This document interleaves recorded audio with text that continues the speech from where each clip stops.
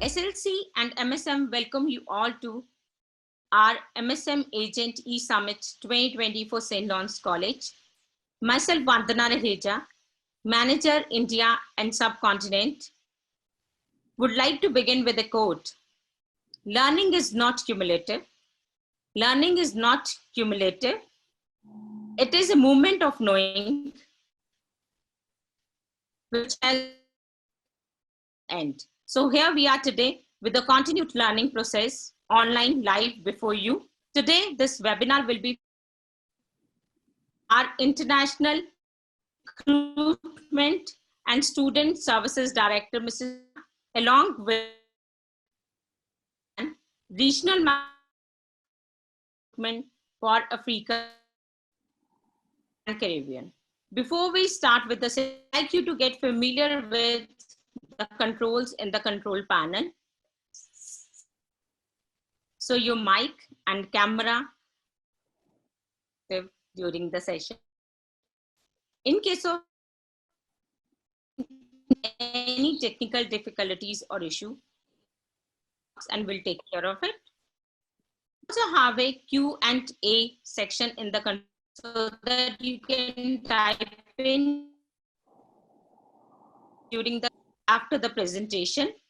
We are also having a poll today for St. Lawrence College and would request all of you to do the polling during the session. And lastly, in case there are any questions which are not answered during the session, we'll be sending a follow-up email for the same after the session. So I'll just hand this over to César now to start with the presentation of St. Lawrence College. Thank you, Vandana. Good morning, everyone, or good evening to you. I hope that my voice is coming through okay. We are experiencing some difficulties this morning, some technical difficulties. So I hope that you can hear me okay. I can see when the comments pop, so if it's not working okay, please let us know. Once again, my name is César Balbuena. I'm the Director of International Recruitment and Student Support, and I am joined by Alex Zimmerman, Regional Manager for International Recruitment for Africa, Middle East, and the Caribbean. And I want to extend a warm welcome to all of you. Typically at this time of the year, I travel to the Indian subcontinent. And in fact, this year I was going to be visiting for the first time Nepal, Bangladesh, Sri Lanka around this time. So I am very sorry that we're not able to be there, but I'm happy that we can join you virtually today and give you an update about what is happening at St. Lawrence College. And also, for those of you who are not working with us yet, welcome. I hope that after this presentation, you may want to be inclined to try to connect with us and also send students to St. Lawrence College. So welcome to everyone and thank you for your time. I would like to start by giving you an update about COVID-19. Unfortunately, the situation has involved all of us, and we are now working in a different way and chasing and trying to accomplish different tasks. This came very quickly to all of us, I believe. At the college, we had to make very quick decisions. Prior to the real big change at St. Lawrence College, we had an incident management team, or called IMT, that was meeting weekly since January, actually. And then sometime in the middle of March, we started to meet daily. We decided to close the campuses about 5 weeks ago, and they remain closed as long as there is a state of emergency in the province of Ontario, which is where we are. And so we are closed still, but we are working from home. Everyone in the college, all services remain operational, and we are continuing to provide all services to our international students remotely. We continue to also process the applications for our fall intake at this moment, and we are, depending on the market, we open our intakes different times, but we are considering opening our winter 21 intake very soon as well for most markets. We made a very hard decision a couple of weeks ago to not welcome any students in the spring. We wanted to make sure that they were able to have their classes online. We do realize that not everyone is prepared to do that. And also considering, for example, things like the weather.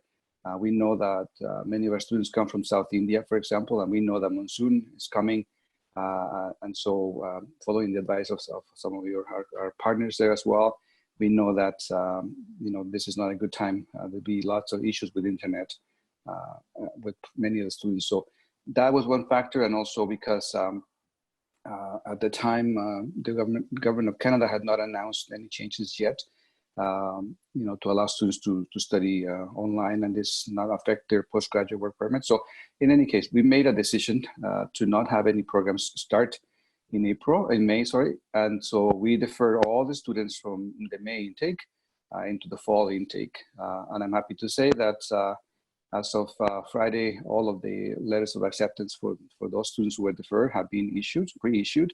So everyone has a seat in the fall. And we allow students also to perhaps postpone their studies even further. So we've been very flexible with this.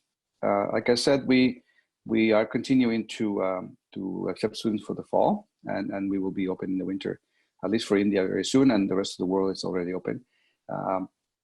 So that's a big announcement that we had.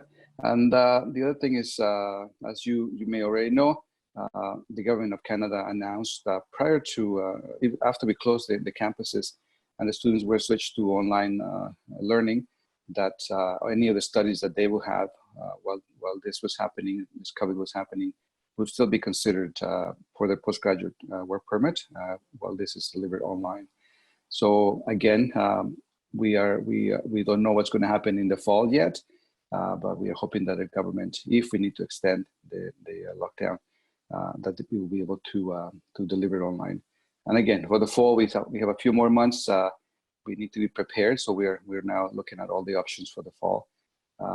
But again, all of the services, our teams, MSM team which runs our SLC India subcontinent and SLC Africa offices, remain active as this session shows. And the rest of the representatives around the world, we have 14 other representatives around the world that are also supporting our agent partners. So that's what I can tell you about this. I'm sure there'll be more questions coming along during the presentation, but we can continue with the presentation. I'd like Alex to start with the session about St. Lawrence College. Go ahead, Alex, please. Thank you, Cesar. Welcome, everybody. It's great to be here with you. As Cesar mentioned, some of you we probably know, some of you we don't know, and many of you, if not all of you, we'd like to get to know even better. So thanks again for coming, taking the time. Some of what we talk about today may be familiar territory for some of you, and for some of you it may be brand new stuff. So when it comes to things like this slide about Canada, I'll keep it quite brief, but just to give you a quick rundown of things in case you are unfamiliar with the way that the system works here, and what Canada is about as an education destination. So all things considered, Canada is one of the best countries in which to live. It's one of the safest countries in the world. It's very multicultural, very welcoming, very warm and friendly. And something we always talk about is that even though I'm born in Canada, you can see the statistic there that 1 in 5 of all Canadians were born outside of Canada. That includes Cesar, for example. Myself, I was born in Canada, as I mentioned, but if you go back a couple of generations of my family, they're from all over the place. It's the same with pretty much everybody here who wasn't actually born outside of Canada. Their family ties, their roots are to some other country, some other continent typically. So we are a very diverse economy. We are a very diverse culture here.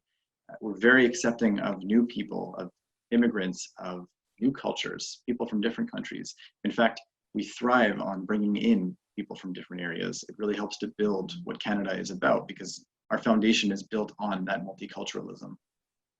We are one of the most educated countries in the world, so there is a great deal of emphasis placed on the standard of education that we deliver. We invest more money in education than any other G7 country does. And at the end of the day, the cost of tuition, the cost of living, these are things that your students are going to be weighing quite heavily when they make their decision whether or not to study abroad, and if so, which country they should go for. Canada is the lesser expensive destination of the big destinations like the UK, USA, Australia. So that's quite a big factor when students are making their decisions and where to study. The education system in Ontario, and it does differ slightly from province to province in Canada, which is why we focus on Ontario. You can see on the left-hand side of your screen actually that per purple box that talks about Cégep in Quebec. So that is, Quebec is a neighboring province to Ontario, and their system is different. So we don't need to worry about that for our purposes.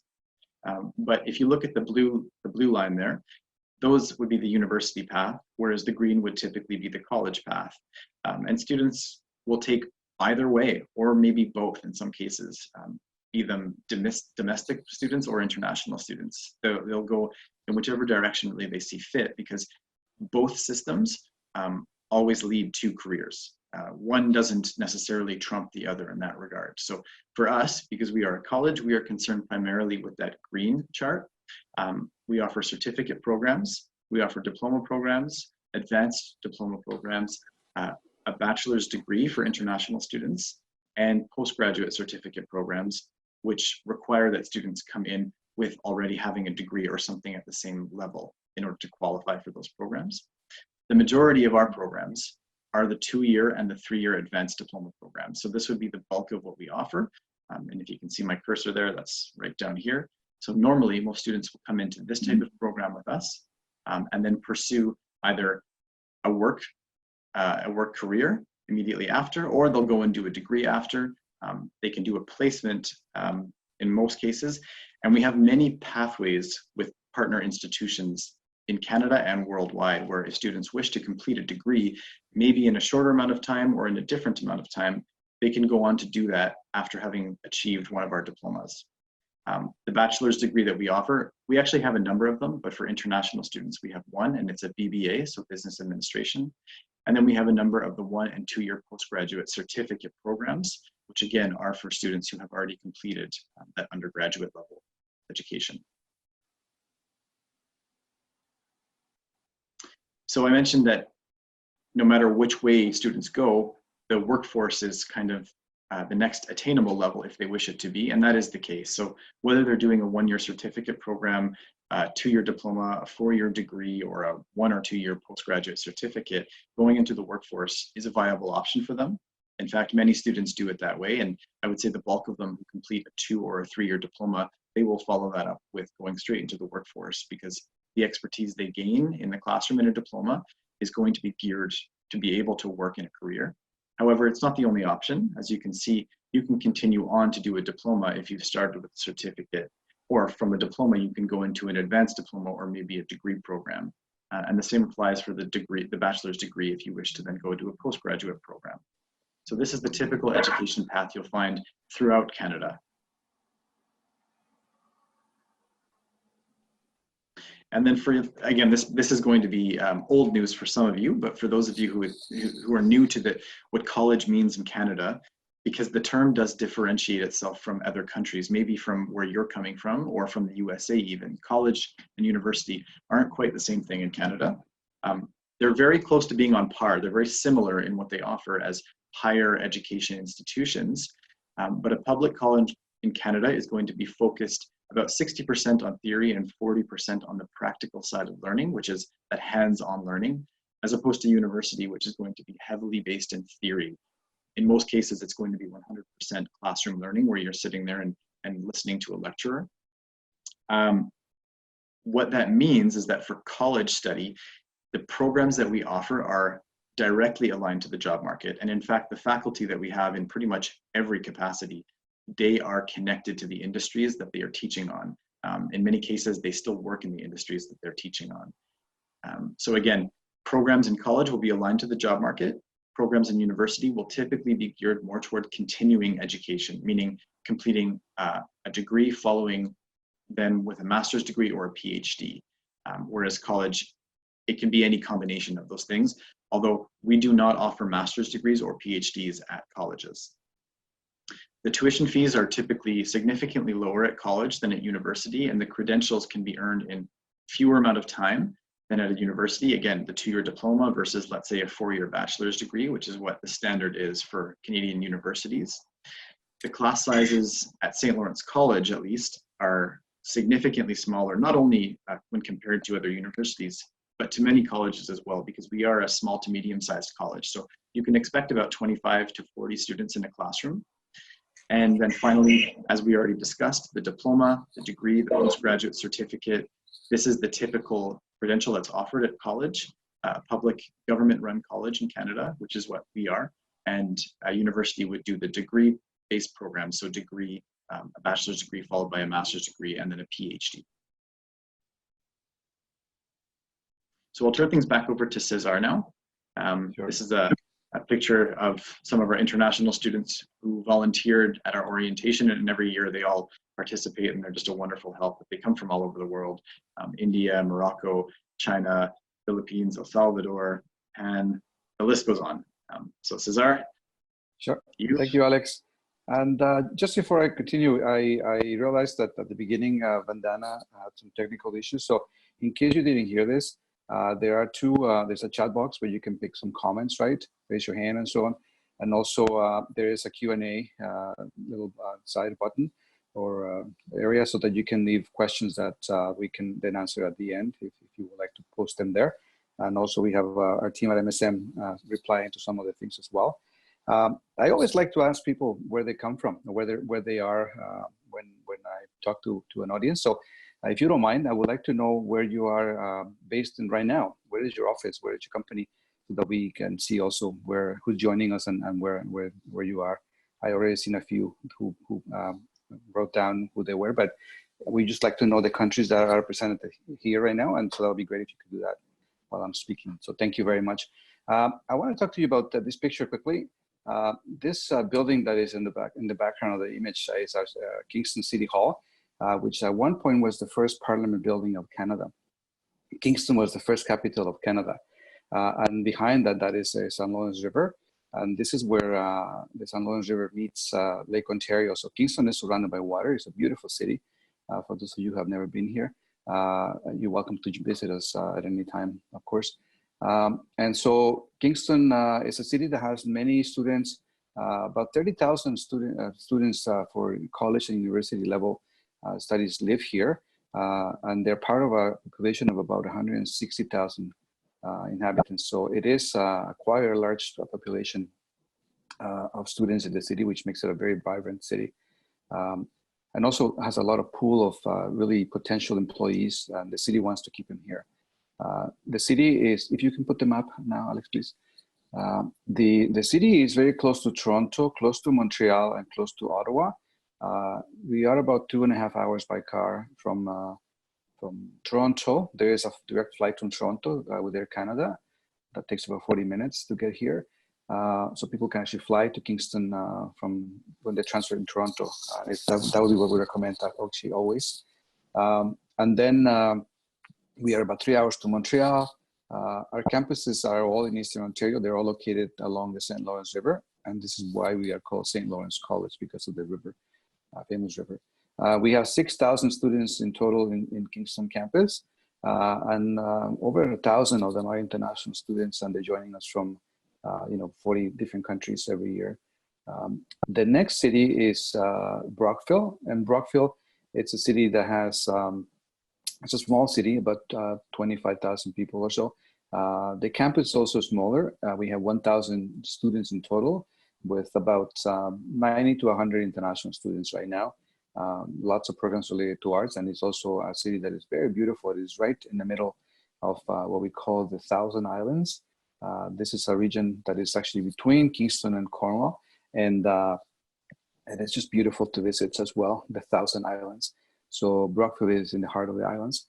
And then 1 hour further than Brockville is Cornwall. And Cornwall is it's a very beautiful city as well. It's small, it's 65,000 people.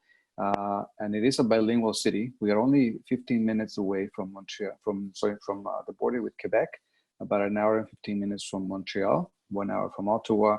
And the city is at the very border with the United States. There's a bridge that goes to the US right from that we can see from our campus.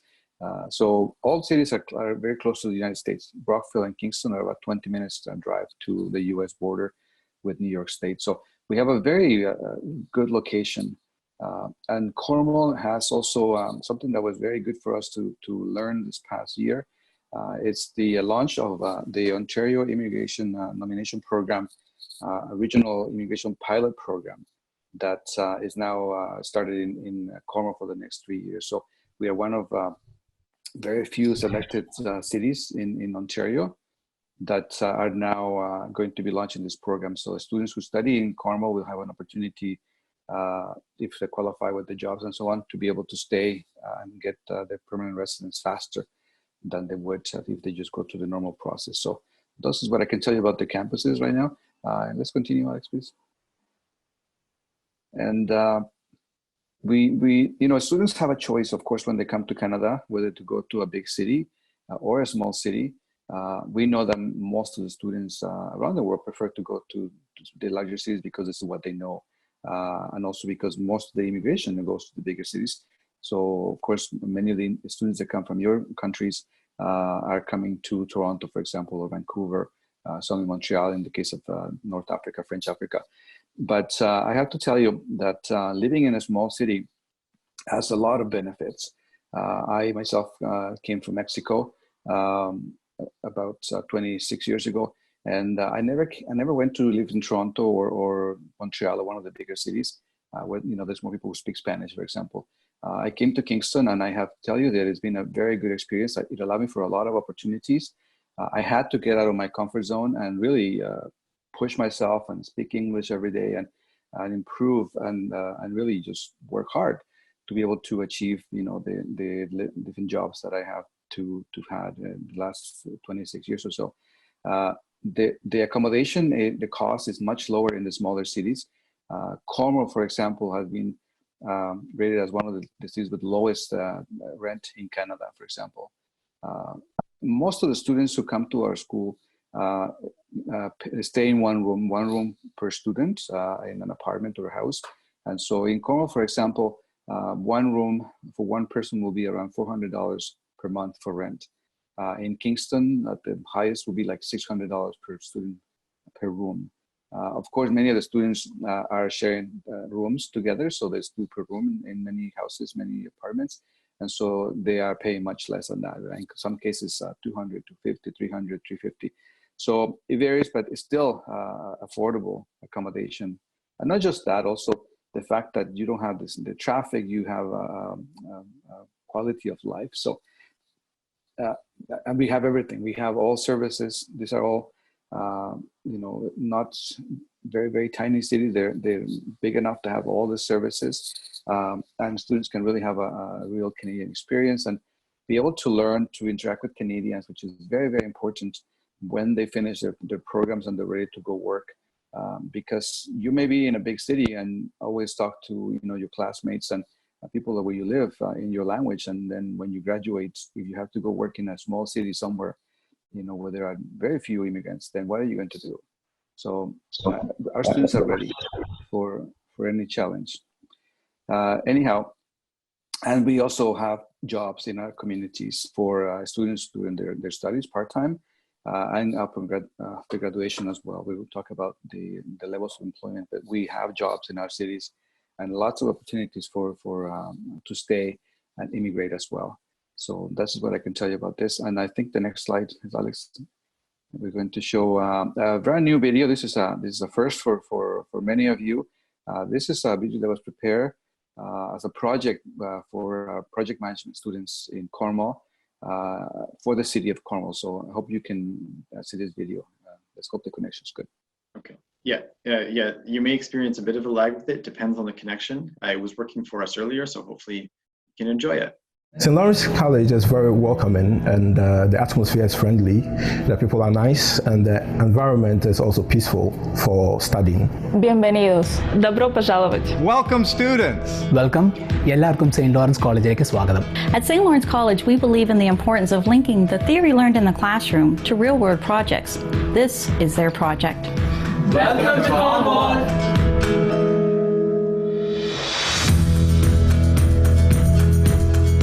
One thing that I like the most about the college is the quality of education. My professors, they are all experts in their fields and they are working actually in the industry. So it's kind of really important for me to get their first-hand experience in the classroom? I did my supply chain management. I finished that, and right now I'm working in Matrix Logistics. I got there as an intern, and now I'm working there. They've asked me to join in that company. This is one of the most amazing experiences that I'm having right now, working on a real life project with real life clients.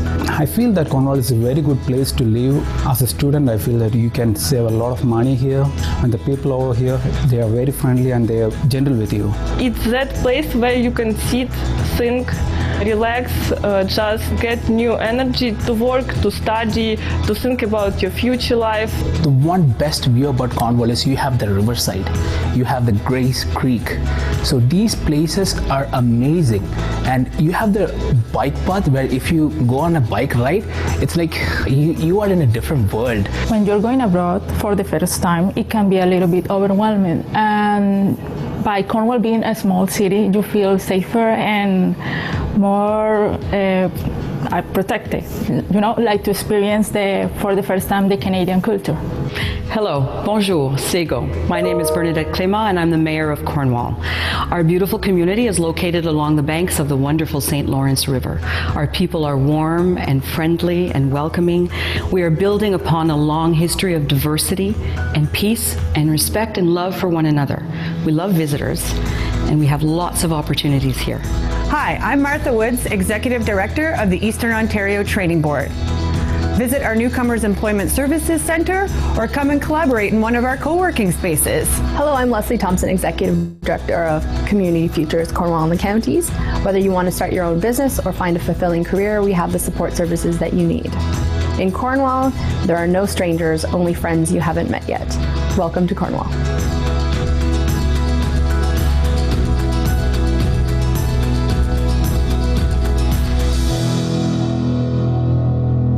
So this video was actually, I just got it yesterday. I believe the city of Cornwall is going to use it for their promotions going forward. And we're very happy that the students themselves created this in the project management course, and also with the help of our own St. Lawrence College advertising agency, Spark, from the Kingston campus. So I hope you enjoyed it, and I'm sure we post it on the website for the city, and we'll be sharing the link later on because it's not uploaded yet on YouTube. I want to show you one more video before we continue. This is for Kingston, for those of you who have not been here before. It's also a short video, so I hope you enjoy it.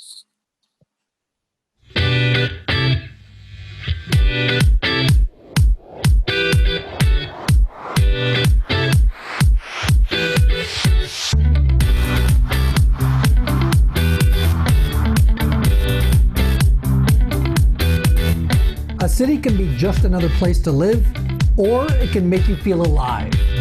Welcome to Kingston, Ontario, where feeling alive is our lifestyle, our culture, a place where opportunity and diversity dance in our streets. We're not just another pretty place. We're pretty smart, too. We're ranked one of the best cities in the country for young, talented workers with outstanding secondary and post-secondary schools. Those young minds don't have to go far to find a diverse economy. Our economy is a healthy balance of public and private sectors, filled with innovation, stability, and growth. It's no wonder we're home to more than 6,000 innovative small and medium businesses.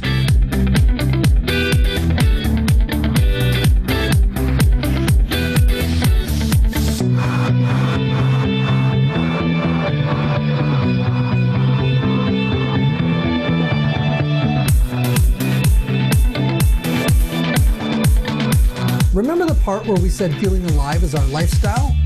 Here's why.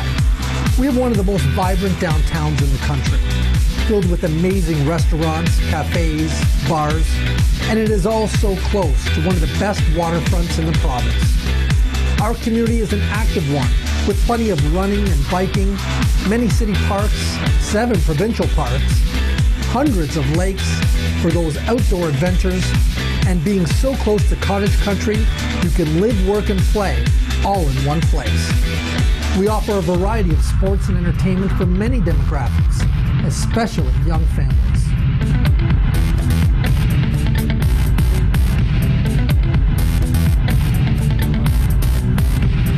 And when you're looking for that extra edge in business or want to travel, we're just a short drive away from major metropolitan cities while still offering the comfort of being close to home and work.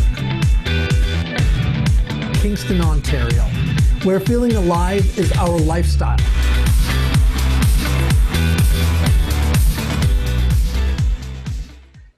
Now you can see why I decided to stay in this city to live. Both Alex and I live here. So a beautiful city and very welcoming to our international students. Just continue with the services that we have. One of the values that St. Lawrence College has, the first value is students first. And so based on that value, the college, everything that we do at the college in all departments, professors, services are geared towards this. We have an international center in the Kingston campus, a large international center. Plus we have also international offices and international student advisors in each of our campuses that provide services to our students. Two of them have already the designation for the registered international student immigration advisor. One more will be registered this year, and then we have another person in Brockville who just started that course. But all of them will be able to provide immigration advising services for students. So that's something that we do for free. We also concluded the Student Life and Innovation Center last year. This was a $43 million project that the government of Ontario helped us to create at St. Lawrence. So we have very beautiful new facilities, as you can see some of them in the background. We have sports, health services in every campus. Career services is one of the most important services that we have for our students and graduates because we help them to prepare to be able to find jobs as part-time students, jobs, and also after graduation. We have the services. We need to make sure the students know that they can come and get the supports. And I would say that about 90% of the students who are coming to the career services officers do end up getting a job. So, and they also are the ones who bring the job fairs to our campuses and are constantly providing opportunities for the students and preparing them for this. So this is a very important piece of St. Lawrence College. And one more thing is that St. Lawrence College runs employment centers in 3 cities in Eastern Ontario. And in fact, many people don't know this, but for about 16, 17 years, we have run an office just a few blocks from the Parliament building in Ottawa for the population of Ottawa. We do have employment services from the government of Ontario that we run. So this is why also we have very high employment rates at the college. And of course, we have peer tutoring and academic support free of charge and counseling and wellness support. We look after our students very, very well. And one thing that we always hear from the students and even for us employees about the college is that we feel that no matter the size of the campus, everybody's always very friendly, and we all feel like we're working in a family environment, or we go to school in a family environment.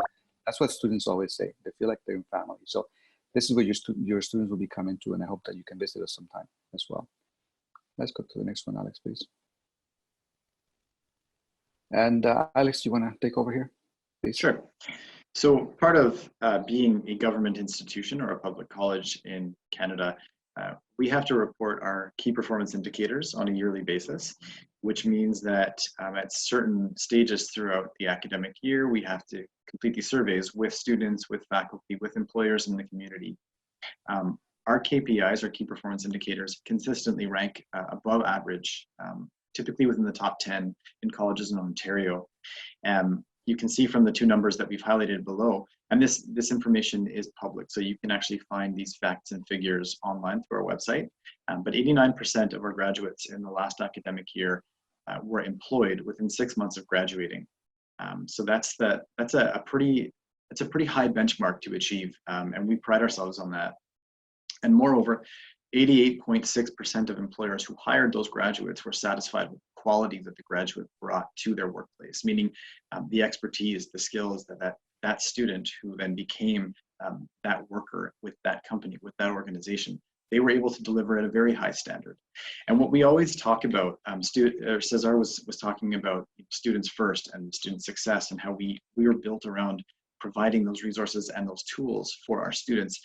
That's a real thing. And if the student is motivated, if they engage in the classroom, if they get to know us in the international office, get to know their peers in the classroom, whether they're from the same country or from Canada or from a different country, they will be the students who find real success, because when they start doing that, those are the students who they begin that networking process. They get to learn what it's like to live in Canada, what it's like to start a career and a life here. And that's the student where, you know, in a smaller size classroom like what we offer, professors really will notice that. And because of the ties that our professors and our faculty have to the industry, to the working world, they know that, yeah, this student is going to be a good fit for this type of job. So when, you know, a contact they have is looking to hire somebody, the professor might think that, you know, I've got this one student who actually was fantastic in class. And I'm not even talking about purely academically achieving. It's just being engaged, getting involved in the conversations. And a lot of the classwork will be teamwork and be those discussions, those involved conversations. So with that in mind, what we're going to do now is pull up a poll. So we'd like to get you involved a little bit, just to find out a little bit more about you guys. We'll take about 1 minute, maybe 1.5 minutes. Please take the time to go through these questions, fill them out. We won't be sharing this information, but we'll keep it for ourselves, just for our statistics, to see where you're coming from. If you have students with us currently, if you have students who maybe have concerns, it's just good knowledge for us to have. So please, I'll give you about another minute or so to complete this poll. This poll will help us also to make decisions for the next few months, because some of the questions are geared towards, you know, what you're seeing in your markets, where are the students, you know, feeling, how they're feeling right now. They're planning to come, they're not planning to come, their families, etc. So if you can participate, that would be very, very helpful for us, and it will help our students as well, because we've been planning around this as well, and better ways to support you and the students when they come. So we'll give it just another little bit. Starting to get some answers in, which is great. So maybe we'll give it until the 2-minute mark, I think.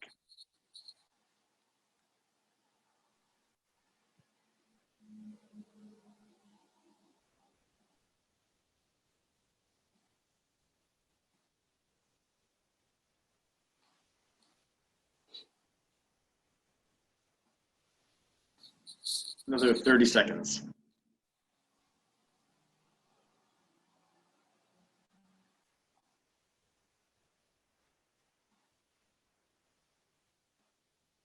And after the poll, we have about 10 minutes to cover the next section, Alex.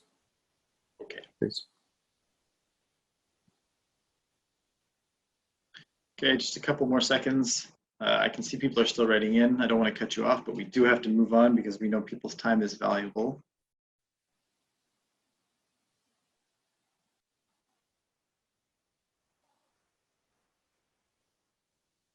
Let's give it 20 more seconds. The answers are pouring in now, so. Okay, we've cracked 100, so. Okay. So how many participants can you see? Well, of 264, and we're at about, yeah, we're just under halfway there with, okay. So the poll's over. If you didn't get a chance to share your results, certainly follow up with us. You can reach out to Vandana and her team, whether it's SLC India, the subcontinent, or SLC Africa. But we'll continue on. Thanks, okay, everyone. So we'll talk. Yeah, thank you very much for your participation. We'll talk a little bit about our programs now. I'm not going to go into detail about every program because we have too many. We have over 70 programs that we offer to international students. We are a college that offers the whole gamut of programs. So we have applied arts, we have business, we have community services, we have engineering, we have health sciences, all this stuff, even ESL programming as well. I'll highlight a couple of the more unique, sometimes the more popular programs. So instrumentation and control engineering technology, or technician. This is one of our programs where graduates from this program, there is a 100% employment rate. So that number contributes to that 89% overall graduate employment rate. It is available both at the 2- and 3-year level, which means that if a student enters into a 2-year diploma program, if there is the option to continue that program and complete a 3rd year, they're welcome to do so at the end of those 2 years. Of course, they don't need to. They can complete the 2 years and graduate with a diploma instead of the advanced diploma, but it is an option. We have energy systems engineering. This is another 2 or 3 year program. We actually have our own solar panels on campus, which students get to work on, help build, design, maintain. This is focused on clean energy, renewable energy systems. We have civil engineering technology, which is one of our 3-year advanced diploma programs. And actually, Cesar, this one hits kind of close to home because Cesar's daughter recently graduated from this program. This also has a 100% employment rate. Health information management, which is actually a business program. It's focused heavily on data management in the health sciences field, but it is business. Right now, more than ever, this is a relevant program with all that's going on because the professionals, the HIM professionals, health information management professionals, are in need. There's a shortage of them in Ontario especially. And those who do this program, this is a recognized program by the Canadian government as well. And before you go on, Alex, I just want to make a point about this program because we had some confusion last year. This program is a program for business and partly healthcare as well. But the students who come to this program need to be very much prepared to be like an engineer, for example. They have to be logical thinkers. So the same student, sort of that could do a civil engineering program or a computer game development, right, programming, we need to be able to do this because this program has a lot of content with database and entry and also some programming a little bit. So the students need to be very good with computers already. So they need to be computer literate and they also need to be logical thinkers. Most of the students in this program are students who already have a university degree. So even though we can accept students who are coming from the high school level, they will need to be very strong students. And primarily university graduates. So students who come from healthcare backgrounds will be good, business, or even engineering, but there is a big demand, but we need to have strong students in this program so that they're not suffering and then lagging behind everybody else. Mm-hmm. And that kind of continues on that sentiment to the healthcare administration program, which is one of our postgraduate program. So this is one where you actually need to have that official background, that undergraduate degree or something equivalent to that in order to get into it. It's a 2-year program. It's exclusively for international students, and this is a business program. So this is learning how to run a hospital, how to do the administration side of things in a doctor's office, in a clinic, things like that. But again, it's geared toward frequently students who have experience in the health industry already. It's not a requirement, but it is recommended. Business analytics, which is arguably our most popular postgraduate certificate program. It's also one of the most challenging programs for sure. Students are asked to have a good, strong statistical background. It is a 2-year graduate certificate program. This is a program where students, before they even graduate, typically will be headhunted to go and work in big companies. Artificial intelligence learning, they learn decision-making skills in terms of the analytical side of things. These are very high in demand at this moment, and there is a field placement included in this program. Supply chain management. So we talked a lot about Cornwall already. That is a hub for supply chain. There are lots of big companies that operate there and that they begin their transportation. That's kind of the center for where they start out. It's a 1-year graduate certificate program, as is the project management program, which is the program that featured in that video about Cornwall. Those were the graduates who were actually working on that video. So there are a wide range of career opportunities, both for supply chain management and project management. The levels at which you can earn really depends on what the student is looking for, because both supply chain and project management are skills that companies of all different walks of life are looking for and need, in fact. And as one of the students mentioned in the video, they do tackle live business cases in project management. And a graduate of that program, you actually are inducted into the Project Management Institute of Canada. 1 second, Alex. This program is also offered in Kingston. And you notice that we have 1-year programs and also 2-year, right? So for those of you who are new working in Canada, the students can take 1-year graduate certificate program, let's say in logistics and supply chain, and then add another year of project management, and then be able to finish the 2-year study required in order to apply for a 3-year work permit. So we are able to now put together letters of acceptance. As long as we have the space for the second program available and confirmed, then we can put those 2 programs in 1 letter of acceptance so that they can apply for the 2-year study permit from the very beginning. But that's how we can do this. We compare them together, and we're trying to design programs, if they are 1 year, so that we have more choices.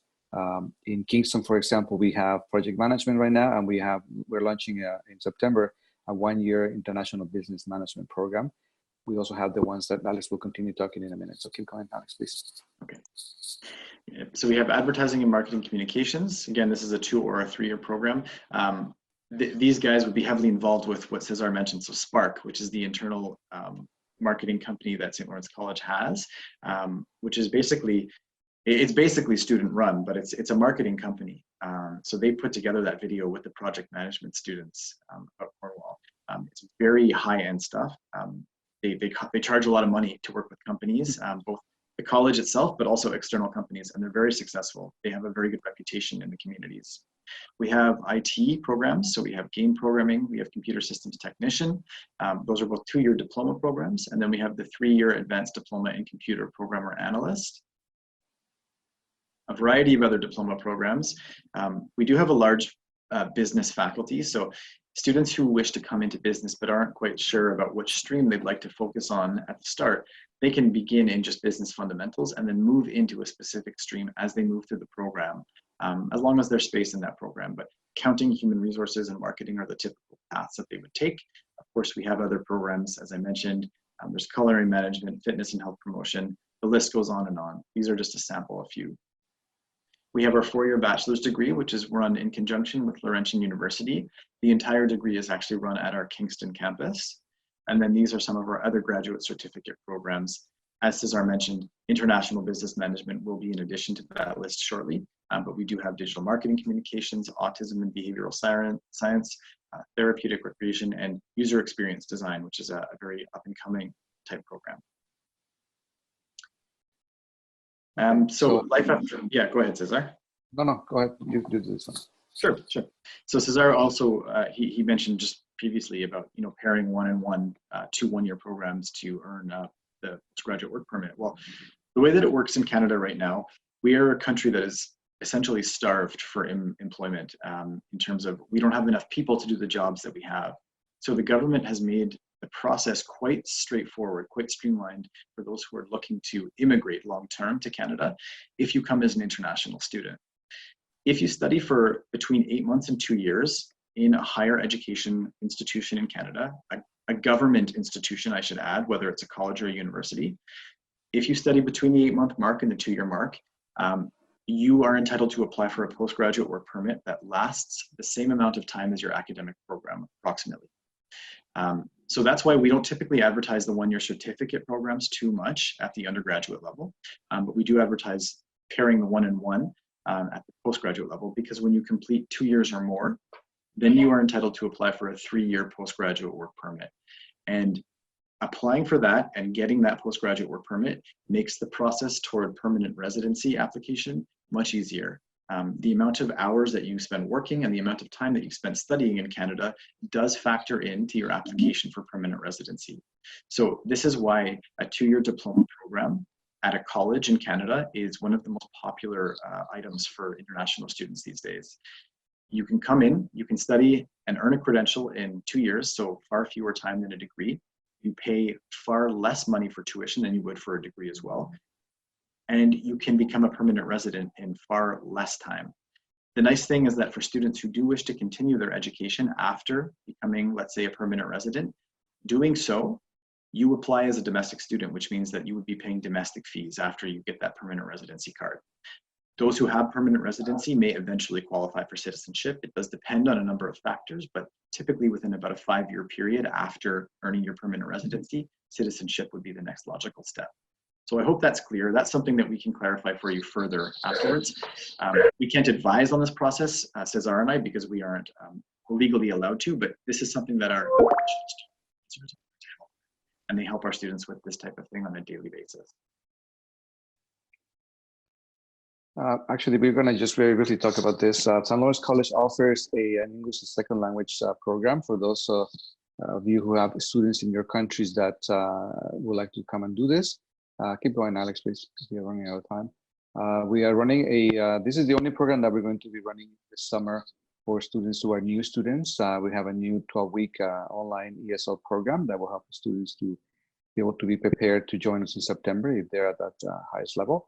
The students who started in January, will continue their studies in May online. I forgot to say that at the beginning during the update, but they continue with the studies. But new students are not starting in May, except for the ESL students. Admission requirements really vary from country to country. We have many countries listening here.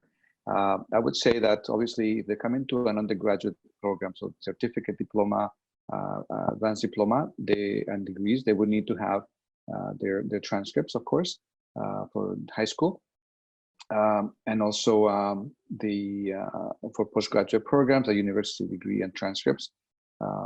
We do have a $100 application fee that is charged to every student everywhere in the world.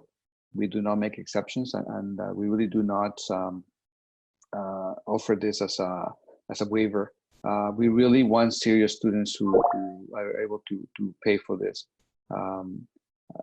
So this is something that I want you all to remember, that St. Lawrence College does not has a fee waiver. We have a $100 application fee, which we consider is actually competitive, and we think that serious students should be able to pay for this. Of course, the passport, as you know, with the file, a copy.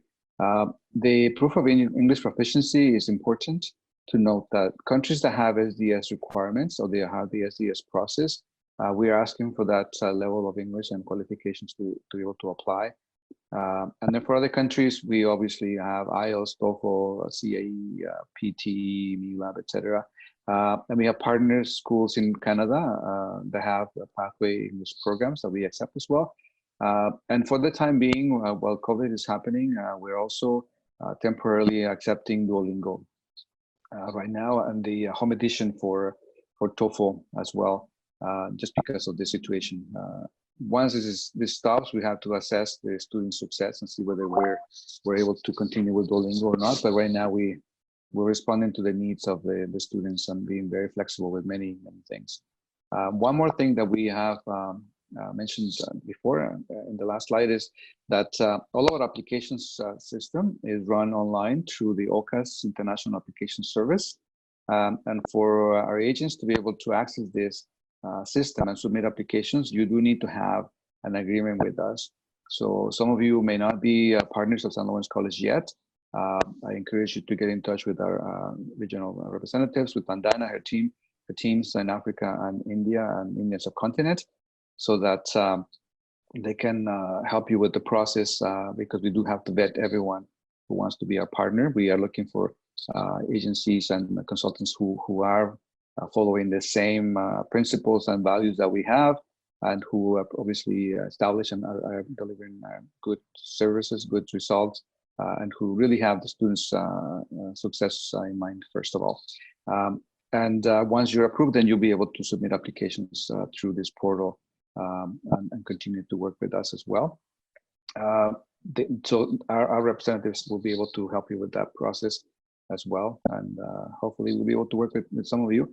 I do want to note that for India right now, we don't have any more room to accept any more agents in North India. This will be assessed as time goes on, but in other parts of India, we're still open to have more partners, but north of India right now is saturated, so we are not able to, unfortunately. This may change in the future, of course. And the next slide, Alex, we have to do questions now. The tuition varies from program to program. The average yearly tuition, including compulsory fees, insurance, and other services, around $16,000. Our most expensive program is the Business Analytics program, which is around $12,000 per semester. Our ESL program is around $6,000 or so per semester, regular program, and less than $4,000 for the online program. We do have residences in every campus, so housing on campus. We also have work with Canada Homestay Network for homestays in each campus.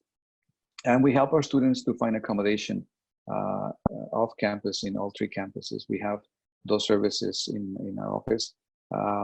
And of course, people were asking me yesterday, can we help them with the transportation to the campus or transfers, airport pickups, and so on? I can tell you that we can provide those services. If they're coming from faraway cities like Toronto and we need to pick them up there, or Montreal, there's obviously a charge involved. We actually had a package that had like 3-night hotel plus the transportation and transfer, and we were subsidizing half the price. And the students will, see the $200, $300 charge, and they will be like, no, it's too expensive. But then they wouldn't do it. They will come to Canada and they want to do this themselves, and then they end up paying much more money because they really don't know how things work here. So we can provide services like this. The cost varies from program to program. So the total usually, I would say, is between per year, $23,000 to $32,000 for 2 semesters. We're not experts in immigration, but we can tell you that when the student applies for their visa, if they are SDS students, of course, they will have to pay for the full tuition for the year, first year, plus the $10,000 GIC, and that sort of takes care of that process, plus the IELTS 6.0 in every band. But if they're coming from other countries, each country is assessed differently.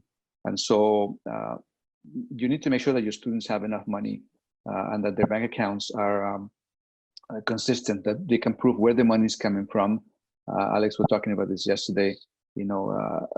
Immediate family are okay to help with the funds, perhaps, but like mother, brother, sister, grandparents. But once you go beyond that, it's a little harder.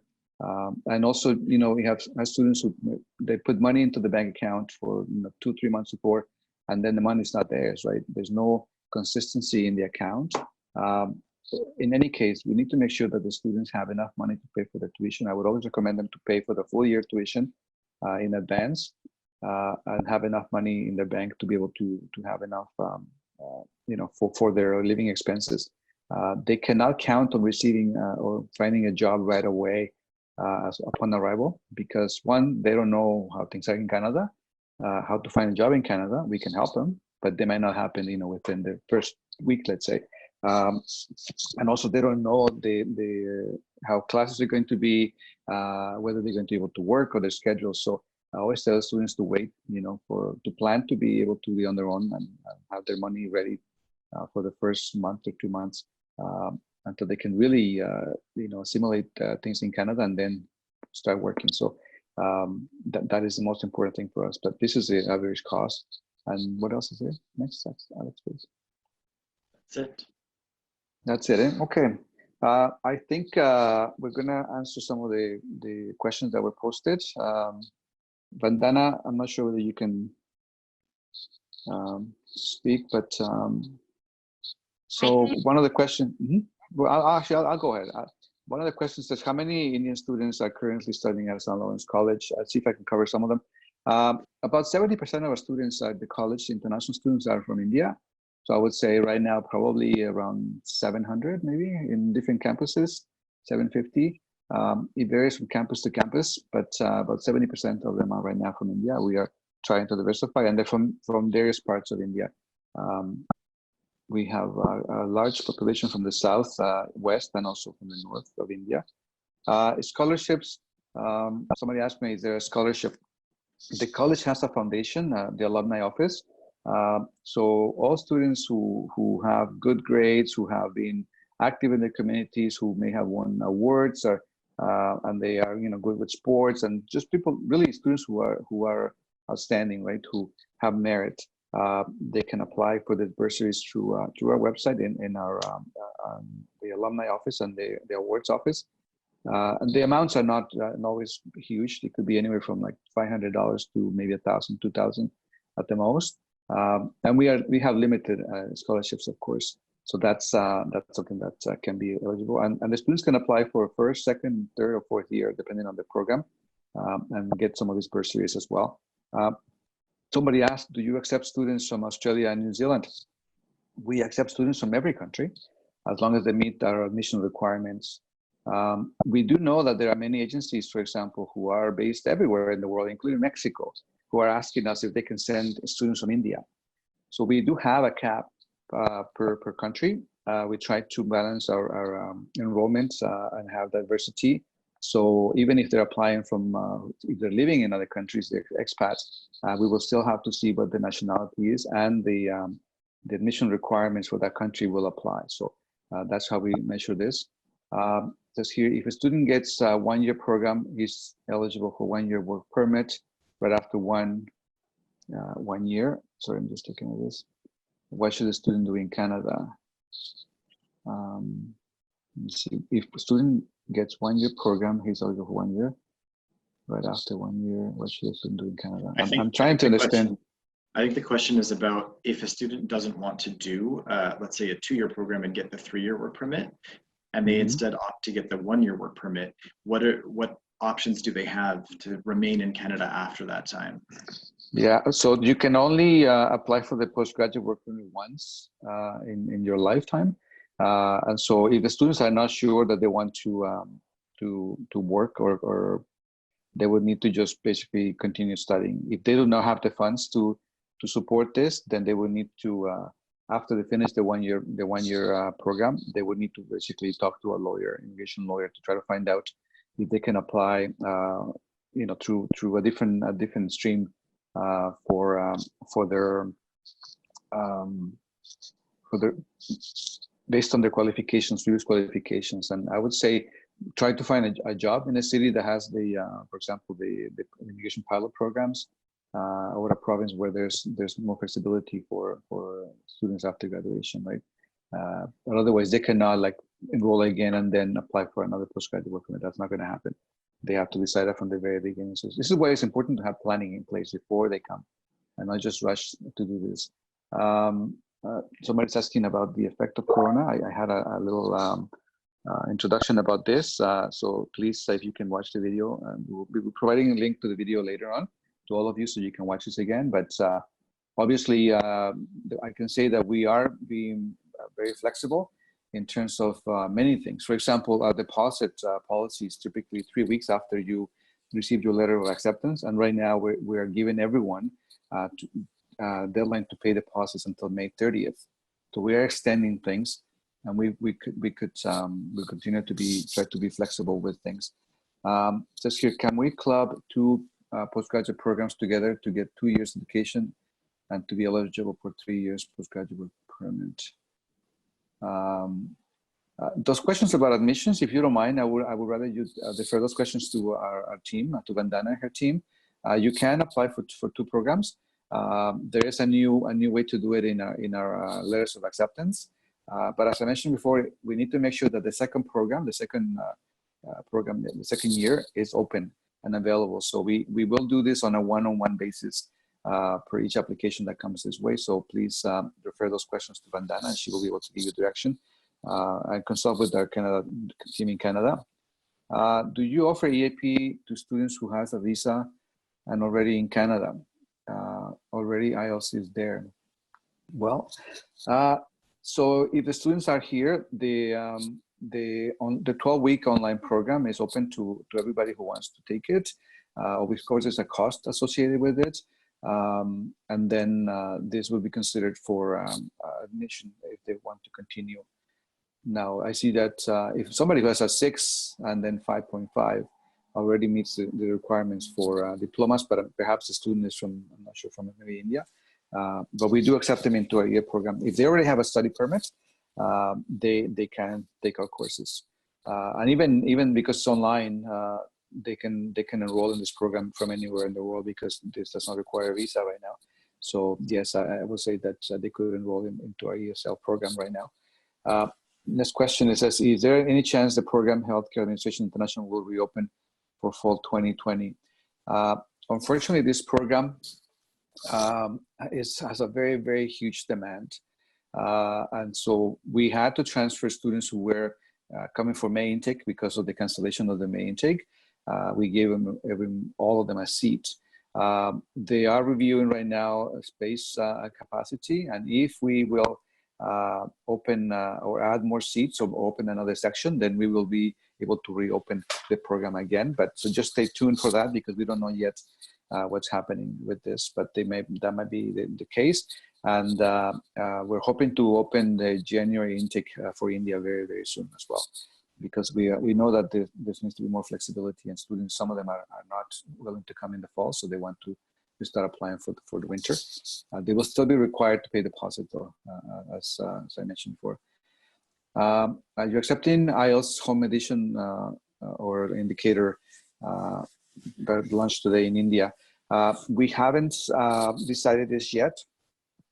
We have been able to switch, as I said, and be flexible with Duolingo and TOEFL home edition. I understand that this IELTS indicator is not an official, doesn't give you the full scope of the testing. I do have to attend later this week training with IDP and IELTS, and I will be having a meeting with our immigration section manager for New Delhi later this week, and I'll be asking questions. We have, as Canadian public institutions, working with the Canadian Bureau of International Education and College and Institutes Canada, we are advocating on behalf of students, and we're trying to get an answer from IRCC about which testing can be used if IELTS is not available. Which test will they allow for SDS? So we have not heard those answers yet. That's part of the questions that I will be asking when I have my meeting with the manager from the High Commission in Delhi. That will happen this week. So we'll be updating our offices, and as soon as we know more, of course, we will also inform our partners. We've been doing this by email and letters to update you throughout this process. Just here, when the students start with Laurentian University, it says here like it's third year. No, the students can begin with the Laurentian bachelor's degree from the very first semester if they enroll in the degree program. They need to meet the admission requirements for the Laurentian program from the very beginning. Or if they are enrolled in diploma programs, the 2 or 3 year diploma programs, then there is a pathway to the bachelor's degree. And also we have students who, for example, may be coming from a university or college in another country, and they study business, for example. They may have enough credits. We will have to do an assessment of their learning prior, and then they may join our program into the third year. As a rule in Ontario, if you studied in another school and you get credits, you cannot get more than 50% of the credits for the courses that you took outside of Canada. You need to take at least 50% in Canada. And then do they have to repeat IELTS to continue in Laurentian? Again, no, they have to meet the requirements for Laurentian, which is basically the same. Any degree or postgraduate program has the same requirements. They will have to have the 6.5 IELTS. And if they are from India, for example, they will still need to be SDS, meet requirements for SDS as well. So I think that's all. Oh, there's one more question. How many gaps are accepted after the 12th grade in graduation? What else? In graduation, an ESL offered letter coming in how much time? These are very specific questions about admissions that I think I'd rather let our team for India or Africa to answer, because these are very specific case-by-case questions, and I think it's just better that they do it. So they will be giving you an answer directly, okay? I don't think there's anything else here. And I also am mindful of the time. I don't want to keep you much longer. Just any last words, Alex, before we finish? No, not from me. Just to say thanks to everybody for joining. Thanks to the agencies in Africa. I know there are a few that joined, and of course, everyone in India and the Indian subcontinent. It's been a pleasure. I hope you got some useful information. Vandana, did you want to have any final words? Yes. Thanks, Cesar. Thanks, Alex. Thank you, everyone, for participating in this session. Hope it was a learning experience for you. Thank you very much. And in case we have missed something, we'll surely be getting in touch with you again. Thanks all. Till then, take care. Stay safe, stay connected. Let me say a few more things before we finish. So I just wanted to, again, thank you very much for your support. Those of you who have been working with us for many years, thank you very much for all your support, for your understanding. I miss actually seeing you guys. I hope that we can see you again very soon. I hope that that everyone in your teams and your families are doing well and healthy. They're healthy. And you know, one thing that I want to leave with you, I think is we need to be positive about things. Of course, it's been very difficult for many of us, and being home, being in working virtually is a challenge. It's been lots of changes, but it allows us to learn new things, to spend more time with our families, and also to, I think this will be a very different world after we finish this. We know now that we are moving into a different direction, and we are now able to achieve more things just virtually also. So I hope that we can continue to stay in touch, and I do wish you the best. And please do not hesitate to reach out to our teams. The picture that you see is everyone in our teams around the world. So wherever you have offices, please make sure that you contact us. And thank you, Vandana, and the teams in India, subcontinent, and also in Africa for all your support. And I'm glad that you're all here as well. And I'm looking forward to meet everyone very soon. So stay healthy, and please take care of yourselves, okay? Thank you very much. Take care. Thanks, everyone. Bye. Thank you, Bye. everyone. Thanks, Cesar. Thanks, Alex. Bye. Thank you. Bye.